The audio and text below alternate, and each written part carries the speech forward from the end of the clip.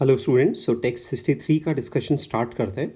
एक अच्छा पेपर है, मैं इजी साइड पे बोलूँगा। 150 to 155 is a good score for a good student. So let's start with question number 1। What is the momentum of a photon having frequency this. तो frequency given है और हमें मोमेंटम कैलकुलेट करना है। तो we know momentum of a photon is E/c, that is h nu upon c. Options में हम लोग देखें तो h 6.6 इंटू 10⁻⁻34, न्यू की वैल्यू गिवन है 1.5 into 10⁻13 and c is 3 into 10⁻8। So 1.5 to the 3, that is 3.3, और एक्सपोनेंट सेटल करें हम लोग तो 10⁻⁻34 into 10⁻5. So 10⁻⁻34 into 10⁻5, that is 10⁻⁻29. So first is correct option. So straightforward question है. The total energy of an electron revolving in the second orbit of hydrogen atom. So we know that is minus 3.4. Straight away question है. Body of mass m moving with speed v collides elastically with another block of same mass which is at rest. After the collision, the first block moves at speed v/3 at an angle theta, the speed of the second block. तो guys ध्यान रखिए, collision elastic है, collision elastic है, so kinetic energy will be conserved. So initial kinetic energy half capital M v square, kinetic energy of the projectile half m v square by 9 and kinetic energy of the target half m v2 square. Rearrange करके हम लोग v2 की value निकाल लेंगे। ध्यान रहे क्योंकि ये ऑब्लिक कोलिजन है, आइडेंटिकल पार्टिकल्स में इलास्टिकल है एंड सेकंड पार्टिकल रेस्ट पर है, तो after the collision the two particles will move apart at 90 degree. वो रिजल्ट भी हमें ध्यान रखना है।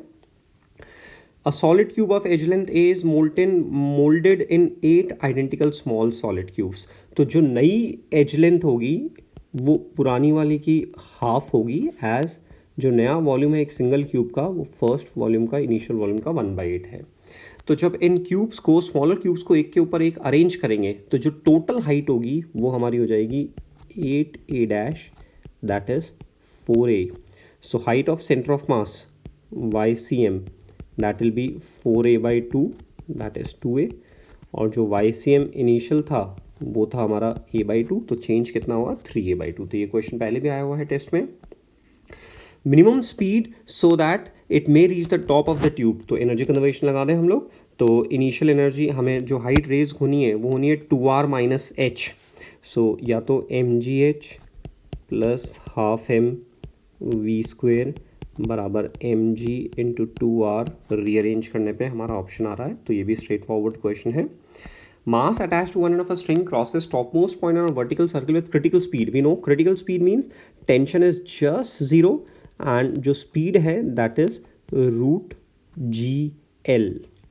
Now यही जब बॉब हॉरिजॉन्टल ओरिएंटेशन में आएगा तो उस समय हमसे स्पीड पूछी कितनी है, तो या तो ये आपको याद है कि स्पीड जो होगी वो 3GL अंडर रूट होगी, अदरवाइज एनर्जी कंजर्वेशन से निकालने हम लोग तो half mv square is equal to half m u square plus mgl. So that is v square by l is 3g, so centripetal acceleration is 3g। थोड़ा सा calculation involve कर रहा है, अदरवाइज सॉल्व कर सकते हैं आराम से। कैपेसिटेंस c है, वोल्टेज 200 है, रेजिस्टेंस में एनर्जी जारी है और वो रेस कर रही है ब्लॉक के टेम्परेचर को, तो हमें बताना है कि c कितना है। तो गाइज जो एनर्जी स्टोर्ड है हाफ CV स्क्वेयर वो इंटरनल एनर्जी में जा रही है, सो ms डेल्टा टी, तो c की वैल्यू आ रही है हमारी 2ms delta T upon v square. So 2 mass given है हमें 100 ग्राम 0.1, स्पेसिफिक हमें गिवन है 250 and delta T is 0.4 and v square is 4 into 10⁻4। तो कैलकुलेशन कर पा रहे हैं हम लोग 0.4 इंटू 10, 4 से कैंसिल किया हम लोगों ने, 25 2 50, 5 into 10⁻⁻4, so that is 500 microfarad. तो थोड़ा सा कैलकुलेशन इन्वॉल्व कर रहा है, moderately difficult. On increasing the length of the potentiometer wire, so on increasing the length of the potentiometer wire, जब पोटेंशियोमीटर वायर की लेंथ इंक्रीज करेंगे तो जो पोटेंशियल ग्रेडियंट है वो डिक्रीज होगा, v बराबर x इंटू एल। तो यदि पोटेंशियल ग्रेडियंट डिक्रीज होगा तो जो बैलेंसिंग लेंथ है वो इंक्रीज होगी। तो ये पहले भी आया हुआ क्वेश्चन है, स्ट्रेट फॉरवर्ड क्वेश्चन है। मैग्नेटिक फील्ड टाइम के साथ वेरी कर रहा है एट अ रेट अल्फा और स्मॉल आर डिस्टेंस में हमें इलेक्ट्रिक फील्ड पूछा है, तो हमें ये थ्योरी याद रखनी है। A time varying magnetic field produces electric field. तो within the cylindrical region electric field is small r by two dB by dt, and dB by dt हमें गिवन है alpha, so small r by two alpha. तो straight away theory से based question है। Two coils A and B have a mutual inductance this, the flux in A is 4 Weber due to change in current in B, then तो mutual inductance number of turns यहाँ पे नहीं given है तो उसको ignore कर देते हैं। Flux in A due to B upon current of B, so that is delta IB is delta phi AB upon M. Now delta phi AB is 4 Weber and M is given 2, so this is 2 ampere, so change in current is 2 ampere. यदि हम plates को बीच में separation बढ़ाएंगे तो isolated charged plates हैं, तो electric field जो है हमारा वो Q upon A epsilon naught है, सेपरेशन में डिपेंडेंट नहीं है तो सेम रहेगा। So first statement false. Electrostatic force, जो इलेक्ट्रोस्टैटिक फोर्स है field of one plate which is Q upon 2 epsilon naught multiplied by charge on the plate, तो ये भी सेपरेशन में डिपेंडेंट नहीं है तो ये भी सेम रहेगा, तो ये स्टेटमेंट भी रॉन्ग, ये स्टेटमेंट भी wrong. Potential difference between the plates, so potential difference between the plates is ED, और D बढ़ाएंगे तो पोटेंशियल डिफरेंस इंक्रीज होगा, सो C is the correct option, so only third. So next straightforward question है, 3 concentric metal spheres have charges, shells have charges Q1, Q2, Q3 and the ratio of the charges given to the shells find करना है, given that surface charge densities on the outer surface of the shells are equal। तो guys ये हमारे पास 3 shells हैं, first shell, second shell and third shell। तो हम charges का जब डिस्ट्रीब्यूशन करेंगे तो यहाँ 0 आएगा, यहाँ Q1 आएगा, यहाँ माइनस Q1, यहाँ Q1 प्लस Q2, यहाँ minus of Q1 plus Q2 और यहाँ पे Q1 plus Q2 plus Q3। So first वाले के आउटर सरफेस पे जो चार्ज डेंसिटी है that is Q1 upon 4 pi R square, second वाले पे आउटर सरफेस पे Q1 plus Q2 upon 4 pi into 2R का स्क्वायर, एंड थर्ड वाले पे Q1 plus Q2 plus Q3 upon 4 pi 3R का square. Let this ratio be x, so Q1 is x, Q1 plus Q2 is 4x and Q1 plus Q2 plus Q3 is 9x।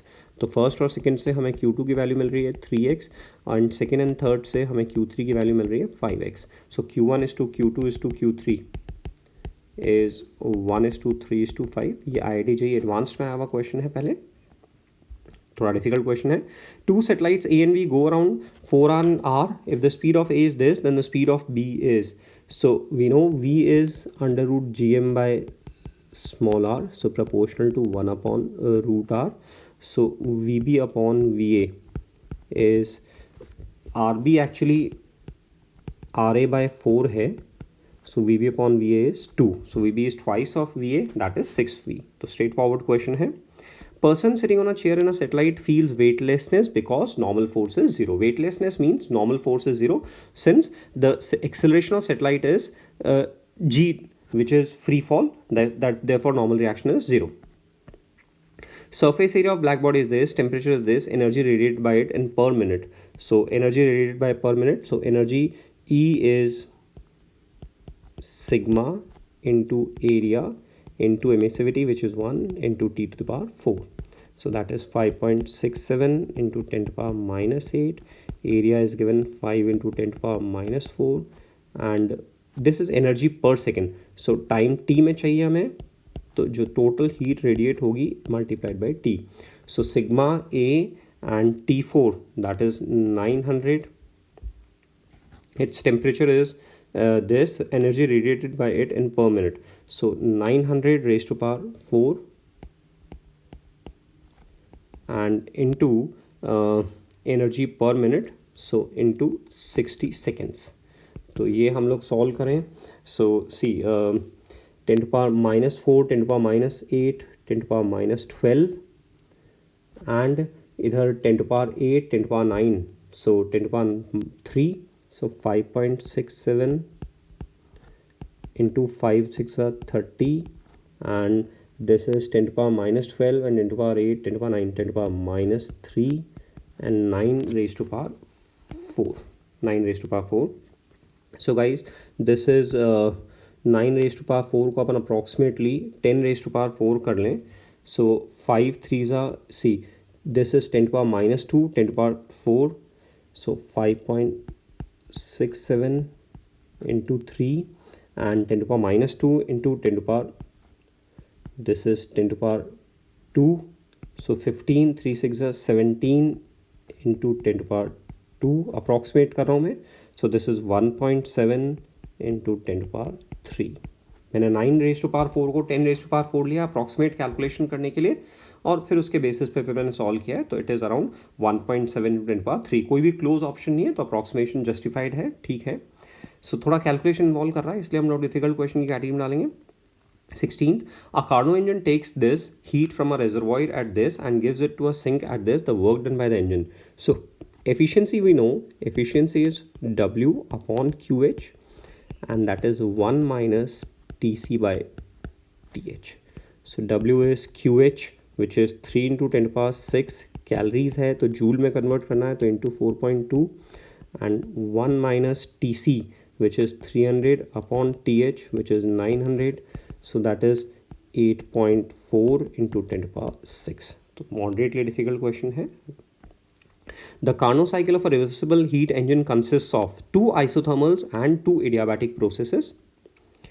Next, 18th question. A galvanometer coil has a resistance of this and meter shows full scale deflection for a current of this.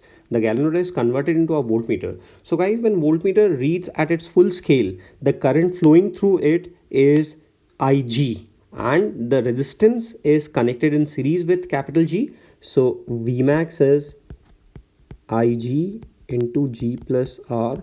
Now हमें IR की value चाहिए, so that is Vm by IG minus G.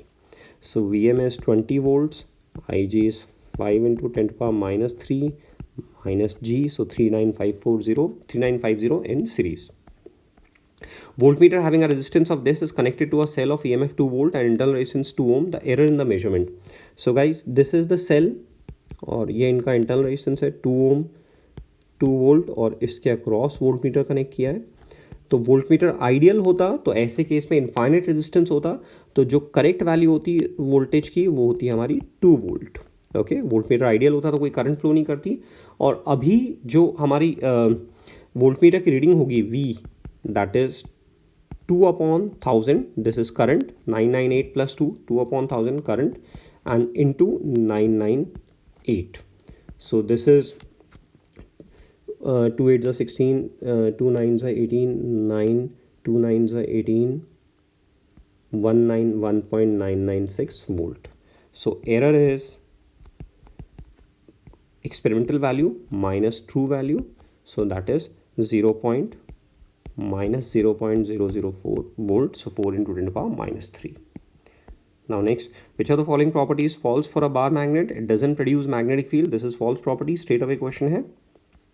Two persons A and B start from the same location and walked around a square in opposite directions. तो guys ये यहाँ से start हो रहे हैं, एक पर्सन इधर स्टार्ट कर रहा है V1 से और एक पर्सन इधर स्टार्ट कर रहा है V2 से. And when will they meet? So distance travelled by 1 relative to 2 upon speed of 1 relative to 2. This will be time taken. सो 2 के रिस्पेक्ट में 1 को जो डिस्टेंस ट्रैवल करना पड़ेगा वो perimeter of square which is 4 into 60, और जो रिलेटिव स्पीड है दोनों ऑपोजिटली ट्रैवल कर रहे हैं, सो 4 + 2 6 ये रिलेटिव स्पीड है. सो this is 40 seconds. Body is thrown with velocity 20 at an angle of 60. Find the time gap between two positional body where the velocity is at 30 degree with horizontal. So guys, अपन ने ये ऐसे launch किया है 60 degree पे, and body ऐसे projectile motion करते हुए move कर रही है, और जो वेलोसिटी का इंक्लिनेशन 30 डिग्री है, तो एक बार ऊपर जाते वक्त 30 डिग्री होगा और एक बार नीचे जाते वक्त 30 डिग्री होगा. तो इजी वे में कैलकुलेशन करने का तरीका रहेगा कि हम यहाँ पे v निकाल लें और फिर a और b के बीच में टाइम ऑफ फ्लाइट का फॉर्मूला लगा दें. तो हॉरिजॉन्टल कंपोनेंट सेम है, so v cos 30 is equal to u cos 60. So v की वैल्यू आ रही है हमारी u/√3, that is 20/√3. Now time taken to move from a to b is 2v sine 30/g। हम लोगों ने टाइम ऑफ फ्लाइट का फॉर्मूला लगा दिया ए और बी के बीच में, so that is 2 into 20/√3 into half upon 10, so that is 2/√3 seconds. So 2/√3, 1/√3 is 0.57, so 0.57, so that is approximately 1.515 seconds. या ऑल्टरनेट मेथड ऐसा था कि हम लोग tan अल्फा के लिए लिखते, tan alpha is vy upon vx which is u sin theta minus gt upon u cos theta. Okay, so that is 20 into sin 60, 10√3 minus 10t upon u cos 60 10 बराबर plus minus tan 30, so 1/√3. तो this is √3 minus t is equal two plus minus 1/√3. तो t1 की value आ रही है √3 minus 1/√3 and t2 की value आ रही है √3 plus 1/√3. So delta T is 2/√3.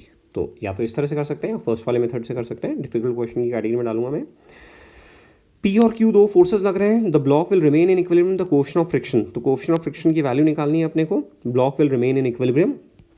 सो जो ड्राइविंग फोर्स है हमारा P plus Q sine theta. This is driving force. Normal force यदि हम कैलकुलेट करें तो देखिए नॉर्मल फोर्स ऐसे ऊपर लग रहा है, mg नीचे लग रहा है. तो नॉर्मल फोर्स की वैल्यू आ रही है mg plus q cos theta. Now the block will remain in equilibrium if f driving is less than mu n, less than और equal to mu n. So p plus q sine theta is less than और equal to mu n की value mg plus q cos theta. So mu minimum is p plus q sine theta upon mg plus q cos theta. So A is the correct option. तो moderately difficult में डालेंगे हम लोग इसको. Block of mass m just begins to slide down an incline plane at an angle of 45 with the horizontal. The force of friction. तो just begins to slide, that means driving force mg sin 45 is equal to friction. So the value of frictional force is mg sin 45. So mg g 9.8 given है, तो A option आ रहा है. Straightforward question है. When the nucleus disintegrates to give one nucleus of this, the number of alpha particles emitted and number of beta particles emitted is. तो guys alpha particle emit करने पे on alpha decay Z decreases by 2 and A decreases by 4. And on beta plus decay Z increases by 1 and no change in A. And on beta minus decay Z decreases by 1 and no change in A. तो हम देख रहे हैं कि जो A change होगा वो केवल अल्फा डीके से चेंज होगा. तो A1 हमें गिवन है 238, A2 हमें गिवन है 206. So delta A is 32. So number of alpha decay is 32 upon 4, that is 8. Now due to alpha decay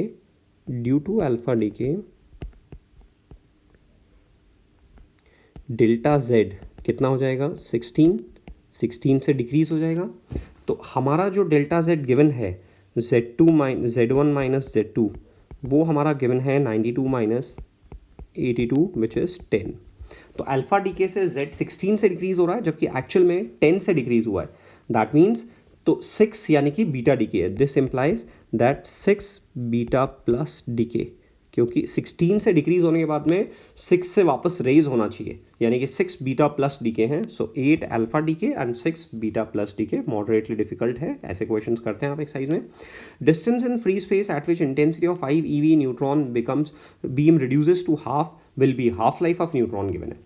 तो एक्चुअली इंटेंसिटी हाफ कब होगी जबकि न्यूट्रॉन हाफ हो जाएंगे. Distance at which intensity of neutron becomes reduces to half. तो intensity की half life half given है अपना, हाँ 12.8 मिनट्स गिवन है.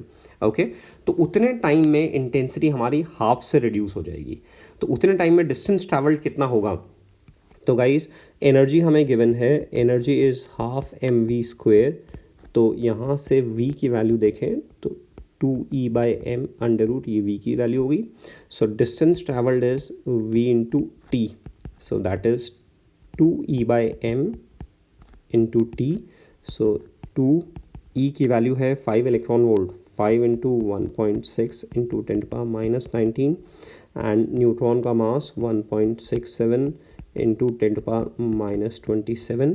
So this is 2e/m and multiplied by time, which is 12.8 minutes. So 12.8 into 60. So 1.67, 1.6 cut कर दीजिए, 10 into 10⁸. So this is 3.1 into 10⁴, and this is 12.8, 128 into 6. Okay. So this is 6 3s are 18, 3.1 को 3 ले लीजिए, तो 6 3s are 18, 18 8s are 144, 14 18 2s are 36, 4 40 50 0 5 18 1s are 18, 5 23. So this is 6 8s are 6 3s are 18, 128 into 10⁴. So this is 23040 into 10⁻³ metre. So nearest option है 24,000 kilometre. तो इसको टिक कर रहे हैं, तो थोड़ा कैलकुलेशन इन्वॉल्व कर रहा है. If a simple pendulum of length L has maximum angular displacement alpha, then the maximum kinetic energy of the bob is. Let me tell you the guys, यहाँ पे कहीं पे भी ये नहीं लिखा हुआ है कि कहीं SHM हो रहा है या एंगुलर डिस्प्लेसमेंट स्मॉल है, तो इसको नॉर्मल ऑसिलेशन लेना है अपने को, SHM नहीं लेके चलना है. तो मैक्सिमम एंगुलर डिस्प्लेसमेंट जो है हमारा पेंडुलम का वो अल्फा है, यानी कि यहाँ पे U काइनेटिक एनर्जी 0 होगी और U जो होगा वही मैक्सिमम, वही टोटल एनर्जी होगी. तो नीचे आने पे वही हमारी काइनेटिक एनर्जी हो जाएगी. So K max is equal to U max, और U max कितना है mg, ये L है, तो हमें मालूम है ये L cos अल्फा होगा. तो जो H की वैल्यू है that is mgl 1 minus cos alpha. So C is the correct option. तो ऐसे क्वेश्चंस करते हैं आप, बस SHM नहीं लेना था. A particle suspended from a vertical spring oscillates 10 times per second. तो फ्रीक्वेंसी अपने को गिवन है, frequency which is 1/2π under root k/m, ये हमें गिवन है 10. At highest point of oscillation the spring becomes unstretched. Find the speed when the spring is stretched by 0.2 centimetre. तो guys यहाँ पे अनस्ट्रेच्ड है हाइस्ट पॉइंट पे, तो यहाँ स्पीड 0 है और अपने को x डिस्टेंस नीचे, find the speed when the spring is stretched by this. तो हम क्या करें, जब स्प्रिंग अनस्ट्रेच्ड है, when the spring is unstretched and when the spring is extended by x, दोनों के बीच में हम लोग एनर्जी कंजर्वेशन लगा दें. सो यहाँ पे initially, so u initial plus k initial बराबर u final plus k final. तो u initial mgx plus k initial 0, spring की initial energy 0, u initial gravitation plus u initial spring plus k initial बराबर u final gravitation plus u final spring plus k final. तो mgx plus 0 plus 0, u final gravitation 0, u final spring half k x square plus k final half m v square.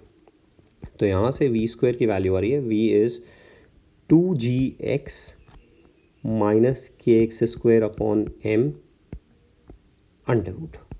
सो centimetres में answer देना है, तो 2 and g को हम लोग लिखेंगे pi square metre पर सेकेंड स्क्वायर है, तो g इज़ पाई स्क्वायर और मीटर के लिए 1000, तो पाई स्क्वायर सेंटीमीटर पर second square into x which is 0.2 minus k/m.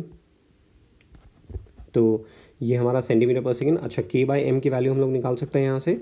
k/m is 4π²/f². तो पहले हम लोग यहाँ से k/m की वैल्यू, पहले एक बार इसको वेरिएबल्स में लिख लेते हैं, फिर उसके बाद थोड़ा सिंप्लीफाई करते हैं. So this is 2gx minus k/m हमारा हो रहा है ऊपर से 4π²f². k/m is 4π²f² into x square. Okay, so this is 2g की वैल्यू है पाई स्क्वायर एंड x की वैल्यू है 2 into 10⁻³ and similarly this is 4π² into 100 और x स्क्वायर की value which is 4 into 10⁻⁻⁶. Okay, तो pi square का बाहर common ले लेते हैं, टू का टू टू ज़ा 4, 2 भी बाहर कॉमन ले लेते हैं, so this is 10⁻³ minus pi 4 pi square अपन ने कॉमन लिया था, and this is 4 into 10⁻⁻4. Okay, so 10⁻⁻4 हम लोग कॉमन ले लें तो ये हो जाएगा 10⁻⁻2 और अंदर बचेगा 0.1 minus 10⁻4, sorry 10⁻4. So this is 2 pi into 10⁻2 into √6. So this is √6 into 2. So √6 into 2 into pi. So 2 pi is 6 and 6 into √6. So 1.5 is 2.4 is 5.76. So this is 2.4, 2.5 is 6.25. So roughly 2.4. So 2 into 3 into 2.4 into 10⁻2. तो देखिए रफली calculation देख लिए, 6 into 2.4, सो रफली 15 centimetre पर second, तो 15 centimetre पर second. तो इसीलिए ए ऑप्शन, सी ऑप्शन हमारा करेक्ट हो गया. अदरवाइज सेकंड मेथड था कि हम लोग क्या करते, हम एसएचएम वाली थ्योरी से जाते. तो एसएचएम वाली थ्योरी से जाने पे हमें पहले ये निकालना होता कि मीन पोजीशन के रिस्पेक्ट में डिस्प्लेसमेंट कितना है. तो मीन पोजीशन के रिस्पेक्ट में डिस्प्लेसमेंट कितना है, तो मीन पोजीशन कहाँ पे होगी, जहाँ पे स्प्रिंग में इक्विलिब्रियम होगा. तो मीन पोजीशन है एक्स नॉट इज mg/k, ये मीन पोजीशन है. और mg/k, तो यहाँ से mg/k, तो m/k की वैल्यू, k/m की वैल्यू आ रही है हमारी, m/k की वैल्यू आ रही है 1/4 पाई स्क्वायर f². सो g/4 पाई स्क्वायर f², ये हमारा एक्स नॉट आता.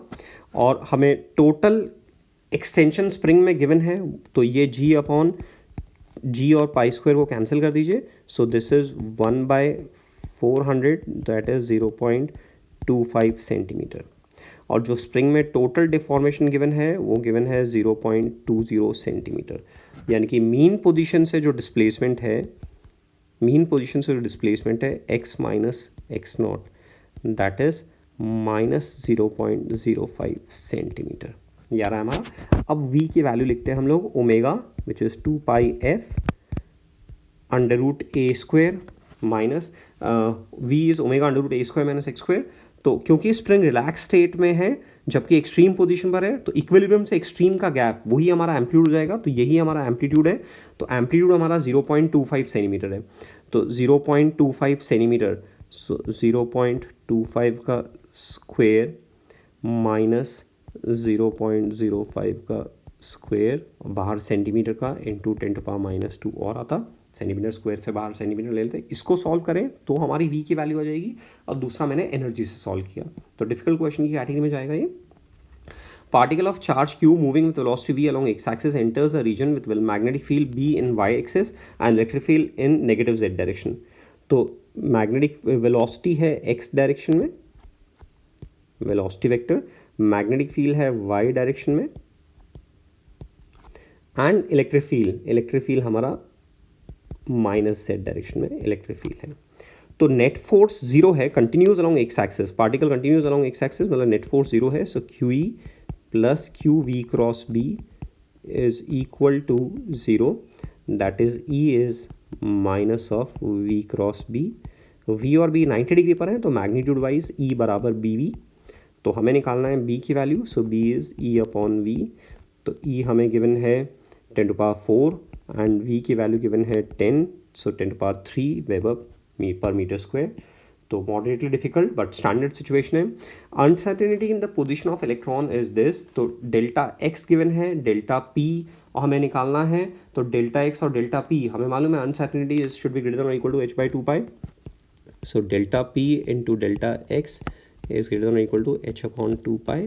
सो डेल्टा p मोमेंटम में uncertainty, so delta p is greater than और equal to h/2 pi delta x. Options close हैं तो हमें वैल्यू सॉल्व करनी होगी. तो h की वैल्यू गिवन है 6.62 into 10⁻34, this is 2 into 3.14 and delta x is 10⁻10. So this is 331/314 into 10⁻24.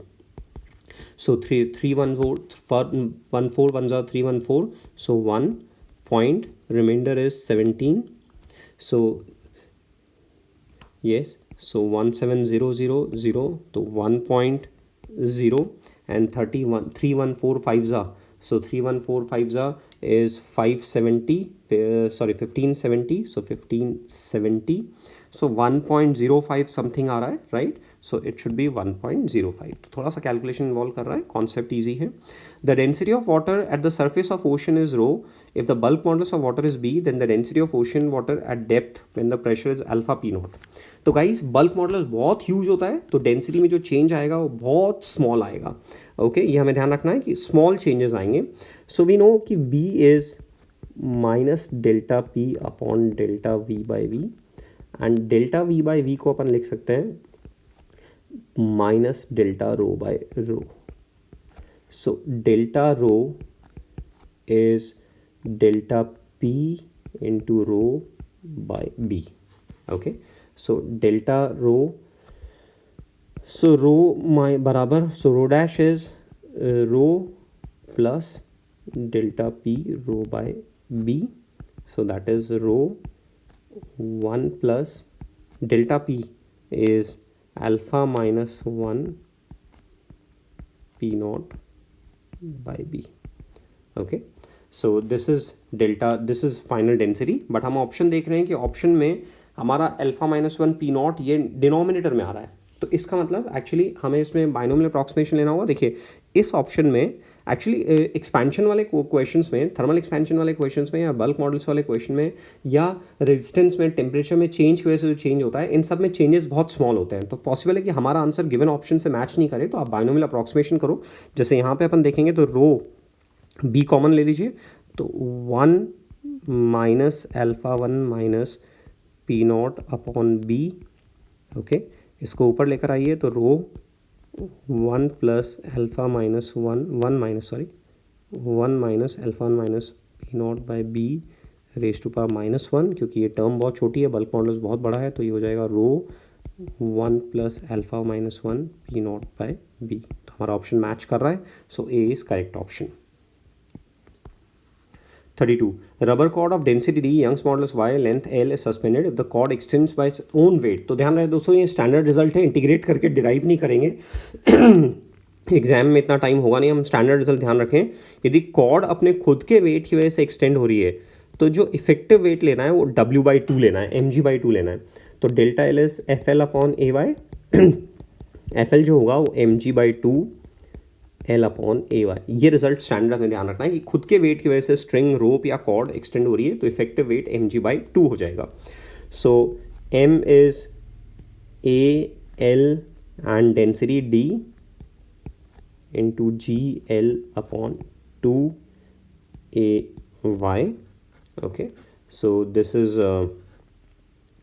0.5 L. तो यहाँ पे हम लोग देख रहे हैं तो ये 0.5 कैंसिल हो रहा है, इधर L से L कैंसिल हो रहा है, तो L की वैल्यू आ रही है y/GD. So B is the correct option. Moderately difficult. Monochromatic beam of width T is incident at 45 degree on air water surface. The refractive index of this, the width of the beam. So this is a good question.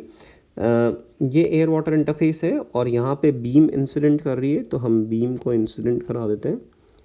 ये मैंने extreme raise draw की है, तो ये beam की width हो जाएगी. Parallel lines के बीच में नॉर्मल डाल के हम विड्थ निकाल सकते हैं, विड्थ हो जाएगी. और यहाँ ये हमारा एंगल ऑफ इंसिडेंस गिवन है 45 डिग्री. ओके, एक बार डायग्राम को थोड़ा और अच्छी तरह से बना लेते हैं. तो ये एयर वाटर इंटरफेस है, जो इंसिडेंट रेज आ रही हैं 45 डिग्री पर आ रही है, तो ये इस तरह से 45 डिग्री पे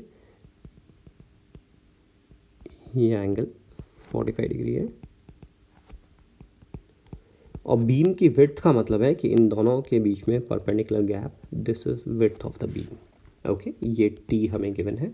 इस पॉइंट को ए बोल देते हैं, इस पॉइंट को बी बोल देते हैं. रे रिफ्रैक्ट होके टूवर्ड्स नॉर्मल बेंड होगी, तो रे बेंड होके ये हमारी रिफ्रैक्टेड बीम जा रही है, इस एंगल को थीटा बोल देते हैं. तो रिफ्रैक्टेड बीम की जो विड्थ होगी फिर से नॉर्मल ड्रॉ करिए, ये रिफ्रैक्टेड बीम की विड्थ हो जाएगी which is T dash. Alright, तो ये एंगल 45 डिग्री है, तो दिस इज़ 90 माइनस 45 और ये वाला एंगल 45 डिग्री हुआ। और ऐसे ये एंगल 90 है, इधर थीटा है, तो इधर 90 माइनस थीटा, ये वाला एंगल थीटा हो जाएगा। ऑलराइट, सो इस राइट एंगल ट्राइंगल में देखिए टी जो है that is A B cos 45 और जो टी डैश है that is A B cos theta. So T dash upon T is cos theta upon cos 45 degree. Okay, so t dash is root 2t, cos 45 is 1 by root 2, so root 2t into cos theta. अब cos theta की value निकालें अपन, तो Snell's law apply करें, 1 into sin 45 is equal to mu into sin theta। तो sin theta की value आ रही है हमारी 1 upon root 2 mu। so cos theta base, तो this is perpendicular by hypotenuse, so base is hypotenuse का square minus perpendicular का square under root upon hypotenuse which is root 2 mu. तो ये कॉस थीटा यहाँ पे सब्स्टिट्यूट कर दें, तो root 2t cos theta is 2 mu square minus 1 upon root 2 mu. तो ये हमारा आंसर आ रहा है। तो एक्चुअली काफ़ी कैलकुलेशन इन्वॉल्व कर रहा है, तो नॉर्मल स्टूडेंट को इस क्वेश्चन को छोड़ ही देना चाहिए था। 34th, light is incident normally and the limit of mu for which total internal reflection takes place. So this is 90 degree. So I is 0 degree. So R is also 0 degree. So R dash is 60 degree. ये geometry से हम लोग calculate कर सकते हैं। Now we want TIR. So 60 degree should be greater than theta C. R बराबर 60, R dash बराबर 60 degree should be greater than theta C, so sine 60 degree should be greater than sine theta C, so that is root 3/2 should be greater than sine theta C N R upon N D, so mu upon 3/2, so mu should be less than 3/2 into root 3/2 that is 3 root 3/4।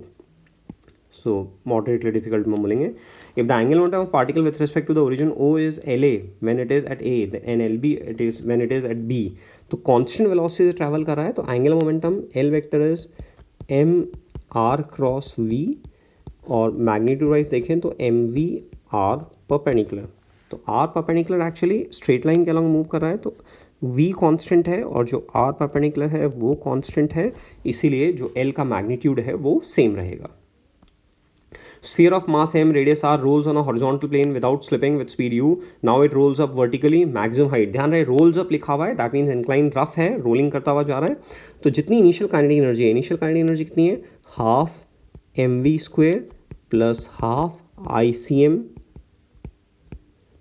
Omega square, this is initial kinetic energy, और ये सारी की सारी gravitation में convert होगी, this is equal to mgh। तो यहाँ से रीअरेंज करने पे हमारी h की वैल्यू आ जाएगी। तो स्ट्रेट फॉरवर्ड क्वेश्चन है, if we add impurity to a metal तो electrical resistivity and thermal resistivity दोनों इंक्रीज होती है कंडक्टर्स के लिए, मेटल्स के लिए, और कंडक्टिविटी जो होगी वो डिक्रीज होगी। तो ये भी स्ट्रेट फॉरवर्ड क्वेश्चन है। नेक्स्ट अपन देखें, to detect light of wavelength this, the photoelectric diode must be fabricated from a semiconductor of minimum bandwidth। तो minimum bandwidth कितनी चाहिए, जितनी इंसिडेंट फोटोन की एनर्जी है, सो हमें एनर्जी निकालनी है, तो that is hc by lambda, that is 1240 nanometre electron volt upon 500 nanometre. तो यहाँ से सॉल्व करने पे 2.48 आ रहा है। स्ट्रेट फॉरवर्ड क्वेश्चन है।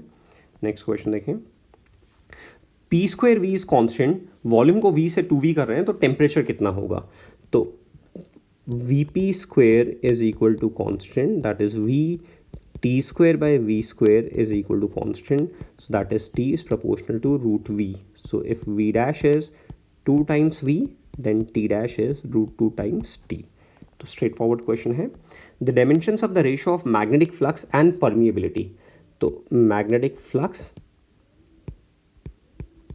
एंड परमिएबिलिटी, डायमेंशन का जब भी क्वेश्चन करना हो तो गाइज ट्राई करो कि आप उसको सिंप्लीफाई कर सको फॉर्मूला से। तो मैग्नेटिक फ्लक्स को अपन लिखेंगे b into area and permeability को म्यू ही रहने दीजिए। नाउ b को अपन लोग बी एल बराबर mu not I, Ampere's law से हम लोग बोलते हैं, तो b को हम लोग लिख सकते हैं mu I upon L dimensionally into area L square upon mu. तो म्यू म्यू कैंसिल हो गया, तो ये आ रहा है I into L dimension wise. So ampere raise to power 1 and length raise to power 1. तो इस तरह सिंप्लीफाई किया. In the phenomena of diffraction of light, when blue light is used in the experiment instead of red light, तो lambda decrease किया है, तो width हमारी lambda पे डिपेंडेंट है. तो लैम्डा डिक्रीज किया डायरेक्टली प्रोपोर्शनल, लैम्डा डिक्रीज किया है तो विड्थ भी डिक्रीज होगी, यानी कि बैंड्स नैरोवर हो जाएंगे, फ्रिंजेस नैरोवर हो जाएंगी. स्ट्रेट फॉरवर्ड क्वेश्चन है. The electric and magnetic field associated with EM wave propagating along Z direction. तो हमें मालूम है कि propagation direction, that is direction of velocity is along E cross B. तो आप चेक करके देख लीजिए किस में ई क्रॉस बी हमारा के कैप के अलोंग आ रहा है. तो फर्स्ट वाले में आई क्रॉस जे के, सेकेंड वाले में के क्रॉस आई जे क्रॉस आई माइनस के एंड जे क्रॉस के आई. तो करेक्ट ऑप्शन इज ए. तो EMW से स्ट्रेट फॉरवर्ड क्वेश्चन है. A wave pulse on a string has a dimension. The wave speed is this. The point O is free end. ध्यान रहे point O free end दिया हुआ है. तो point O is free end मतलब कि reflection पे शेप चेंज नहीं होगा, फेस चेंज जीरो रहेगा. The shape of the wave at t equals 3 seconds.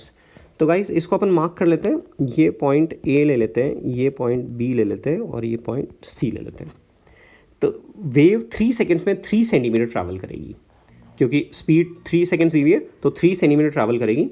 तो 3 सेंटीमीटर ट्रैवल करेगी, तो ऐसे केस में O पॉइंट हमारा 3 सेंटीमीटर रिफ्लेक्ट होकर आगे बढ़ चुका होगा. O के बाद में ये A पॉइंट होगा and B point just wall पे पहुंच रहा होगा. तो AB रिफ्लेक्ट होके हमारा, ये तो रिफ्लेक्टेड वेव हो गया, दिस इज रिफ्लेक्टेड वेव जो इधर जा रही है. एंड साथ में जो CB है वो जस्ट अप्रोच कर रहा है अभी, तो CB ये CB हो गया. तो ये दोनों पल्सेस एक्चुअली ओवरलैप होके डबल हाइट हो जाएगी. तो इसलिए हमारी OA और ये डबल हाइट हो जाएगी. तो ये हो जाएगा हमारा, ओरिजिनल हाइट 1 सेंटीमीटर गिवन थी तो ये 2 सेंटीमीटर हो जाएगी. तो 2 सेंटीमीटर देखो किस में ऑप्शन दे रखा है, बी में ही दे रखा है 2 centimetre. So this is correct. तो इस तरह से ड्रॉ करके हमें सॉल्व करना होता है. And open organ pipe has a fundamental frequency of 300 hertz. तो ओपन ऑर्गन पाइप के लिए हम लोग लिखें तो एफ ओपन, और एफ ओपन हमारे को दिया हुआ है fundamental frequency V/2L, L open. Now the first overturn of close on pipe, so first overturn of close on pipe 3V/4LC is equal to first overtone of an open organ pipe, that is 2V/2L open. Now 2 cancel हो रहा है and V/L open, 2V/2L open is अपना fundamental frequency of open. तो यहाँ से हमारी L close की value आ रही है 3/8 V/F open. So that is 3/8 metre. तो गाइस आंसर में एक्चुअली हमारा आंसर आना चाहिए 37.5 सेंटीमीटर, बट ऑप्शन आंसर में 41.25 गिवन है. आप NTA के सोल्यूशंस को देखेंगे तो उन्होंने एक्चुअली जो फ्रीक्वेंसी है वो सोल्यूशन में 330 ली हुई है, जबकि यहाँ पे दी हुई है 300. इसीलिए आंसर में डिस्क्रिपेंसी आ रही है. गिवन 300 से हमारा आंसर 3/8 मीटर यानी 37.5 सेंटीमीटर आना चाहिए. Car of mass m is lifted by a distance of 30 meter by a crane in this. The second crane also does the same job in 1 minute. So दोनों में energy expanded same है. Power is energy given upon time interval. So the ratio of powers, so P1 upon P2 is delta T2 upon delta T1. So that is 1 minute upon 0.5 minute, that is 2. So 2:1. So that's all for today. जो भी नए concepts हैं उनको सीखना है